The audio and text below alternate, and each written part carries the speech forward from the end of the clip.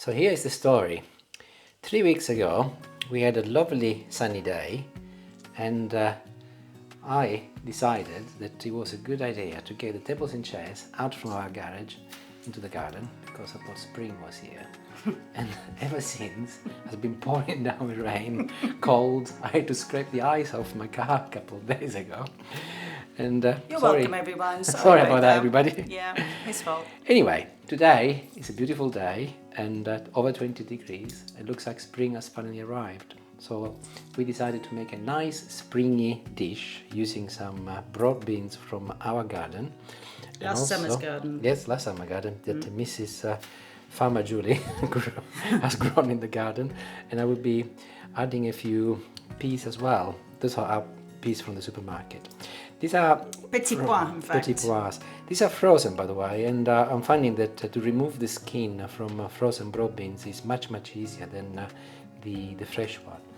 And the reason why I'm removing the skin is because the recipe I'm going to be doing is going to be quite sweet, and if I leave the skin on, they're going to be very bitter. So leave the skin if you like, but strongly advise that you remove it.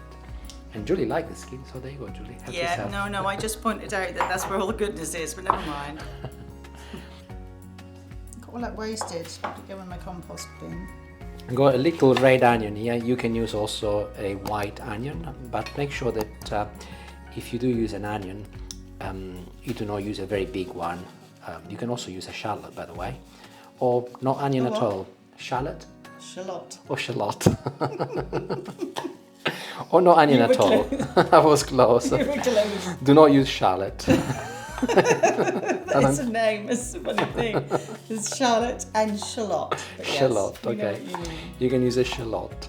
And make sure that you chop it as fine as you really can, because this recipe is about producing a lovely cream, and I do like the onion in it, but also it needs to be very tinely sliced. Go back on yourself and carry on. Make sure that it's as fine as you can. And I'm also doing the same with the clove garlic, tiny little pieces. A little olive oil, maybe 1 tablespoon, and add the onion and the garlic. And also, while everything is still cold, add the broad beans where you have removed your skin. So move to the hob, and using your fork, start crushing your broad beans so that you reduce them to a pulp, really.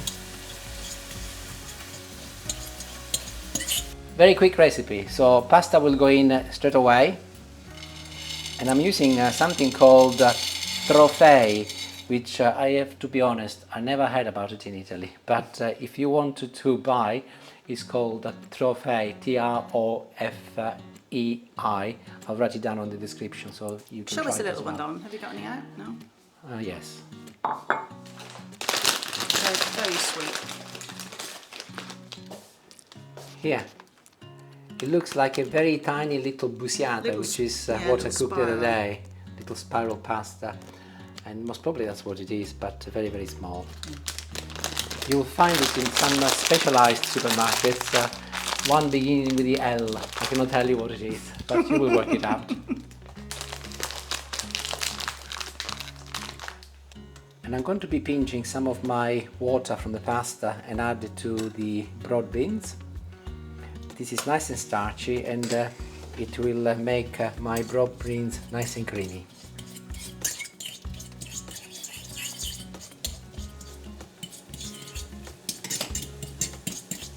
Perfect. The water has creamed up. If you look, it's got this nice creamy sauce being released by the broad beans, and that's when I'm going to be adding my Petit Pois.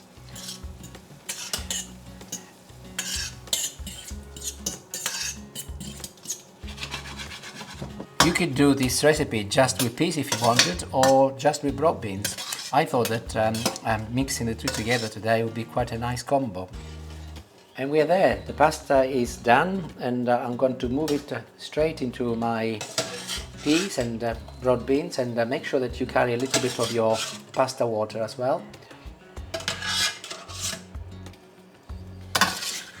And give it one final mix with a spoon while it's in the pot, and make sure that the pasta absorbs the lovely smooth cream from the broad beans. I'm not very happy because it's a little bit thick, so I'm going to be adding a little bit pasta water.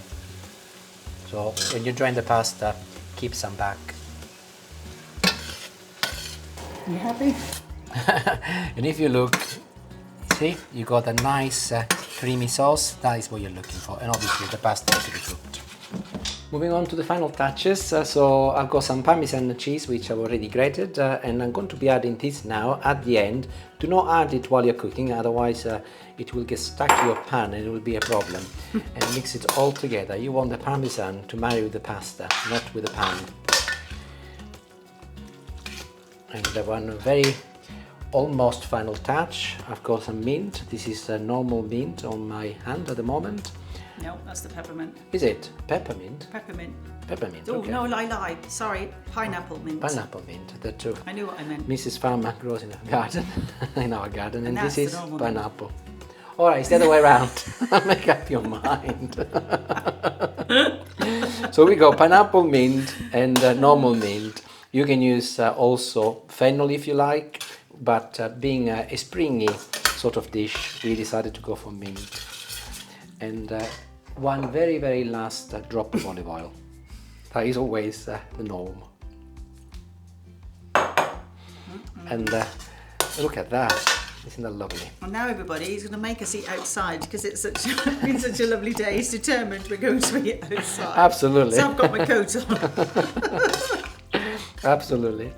So let's do a lovely portion. That looks really nice. Who knew that something so simple can look so sexy?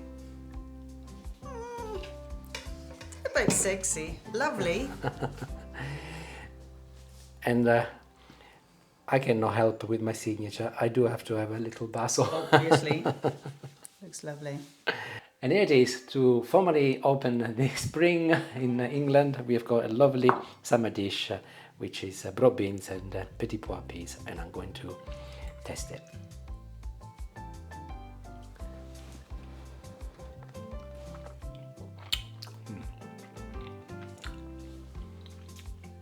Absolutely wonderful, really refreshing. The mint is actually a nice touch. You can use fennel, I did say that, or you can use nothing if you don't like either, but strongly recommend that you use something. Thank you, make it very simple and very delicious. Arrivederci and buon appetito. Ciao. Buonissima, bellissimo. Ciao.